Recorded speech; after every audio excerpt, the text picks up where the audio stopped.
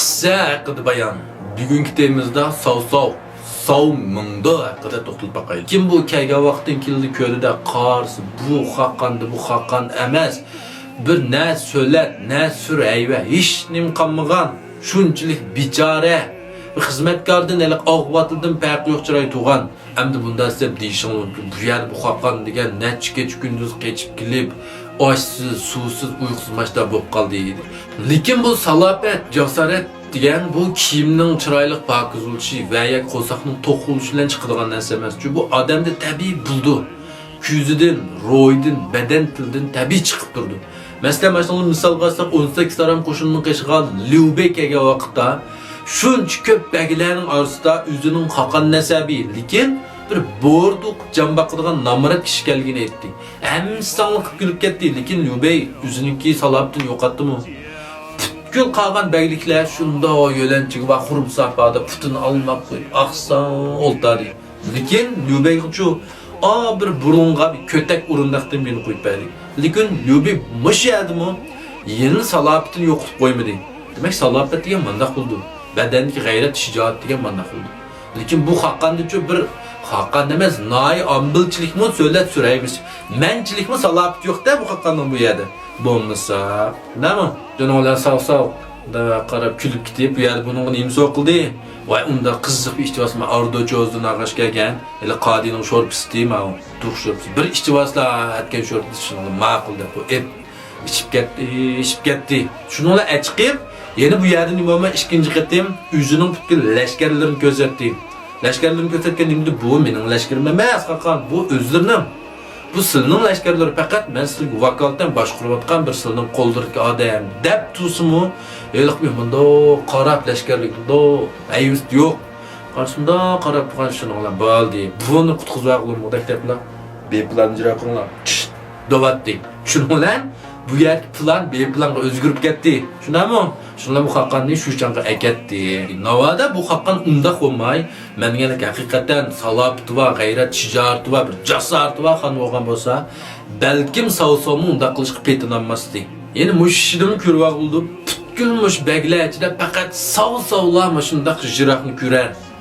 Dana. Shunga nurg'un kishilarningki shu finsillarning nazaridimi bu savsov butkul qissa o'yincha number 1 birinci numaralı şəxs Di Gaucho deb savsovni deydi. Shunami qo'shildiganlar bilin qilinglar.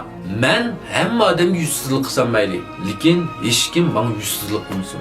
Bu savsovning bir dana gipi shunami. Amaliyotda bu gapni xato deganim bo'lmaydi. Masalan, shu o'qituvchilar sinfi hokimiyat beshiga nisbatan epetqa vaqtda bu to'g'ri gap, hargis xato gap emas. Endi bu savsov yeni qanday qadam. Bu savsov haqiqatan ko'p qirliq, her tarafdan tam yetishgan, kamolat ketgan bir shaxs. Birinchisi bu ko'k ko'ringan bir harbiy olim. Shunami? Mushundaq ansiz jahonda Dunjoni qaslashga petinib, butkul uchparchalikning piltisiga o't yaqqan. Keyin o'z oldiga bag bo'lgandan keyin jahonni birlik keltirish ko'rishini boshlab, Lübo, Yuanshao, Liubiao, Machao canlı qatarlarını yoxtub, canının 3'ten birini şimalını tuluq birlik keltirgan. Bu jarayonda özünün hərbi ilim cəhətdəki istidatını cari qıldırıb, nurg'unlagan taktikalarını işletgan, icad qilgan, nurg'un sap şəkillərini tüzgan və örnek qalğan. Bulubmu, şu vaqtdagi əmini şəraitə asasən jang taktikalarını özgərtdi. Rəngvazlıq cəhətdə ən yuqur kamaliyat ketgan. Şuna keyingi vaqtda nurg'un baliq shaharlar savsovning kelganligini anglagan kil jang qilmayli taslim bo'lgan. Savsovning başı nomimi nechta man kishi qo'shinga tangib qolgan. Endi bu savsov 22 yoshida olib chavandozlar bek bo'lgan. Demak, buningki alam jihatdagi jang mahoratimi haqiqatan ustun bir kamolatga yetgan deyishga bo'ldi. Endi lekin bu kim bu degan bir bag bo'ldi, bosh vazir bo'ldi, quldi necha ming'an sarkarda, necha 10 tuman askar tursa, uyida jang chiqishning o'rni yo'q deb shunami keyin asta qilishni yoniga tashladi. Bu jihatdagi ortiqchilikmi o'z o'g'li Savjonga mujassamlangan shunami? O Savjonmu keyin haqiqatan noyat shirmat, botur, azmat top yetishib chiqqan savsovning mush tarafidagi qonni bo'lgan kim. Hem kalem cihetimi bunun bayağı biz degandek aqliyat so'zlari nayt ko'p. She'r cihetimi qo'l qo'yimiz bu haqiqatan novat she'r cihetimiz Dudlibey Dufularning qelishqisiz bir shoir bo'laydi. Biz hammamiz bildigan Elik bir şiiri var. Ömür menzili dep elik şarap tutkaş aytadigan. Nait mayli Xanzucha olsun, mayli Uyg'urcha olsun, nait qaltis shundami? Hozir buni bir dekilmasiya qildi ya. İçşarap etkin gazal bek qisqidir ushbu hayot. Ozg'ina surgan umrda ko'p ekan dard, mushkulat. Jush urar dillarda mardlik chiqmag'ay astin azob. G'am qayg'udan bo'lg'ay xolos inson faqat issa sharab. Alg'li bo'lg'ay qachon osmondagi oyni yulub, dildagi hasrat azobga salg'ili bo'lmas qul.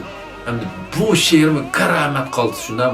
Bu jihatdagi Allohligimi uli sovchuga miros qolgan. Eliq vaqtim deydi-ku, gul baliqdiki eng qalamkashlarni yig'saqmi, buning bilan bu sovchular birga bir turolmaydi. Buning qobiliyati shu jihatda yuqori dedi. Demak, Savsovning mush jihatdagi bir tug'um talantimi ma'ug'liq miros qolgan.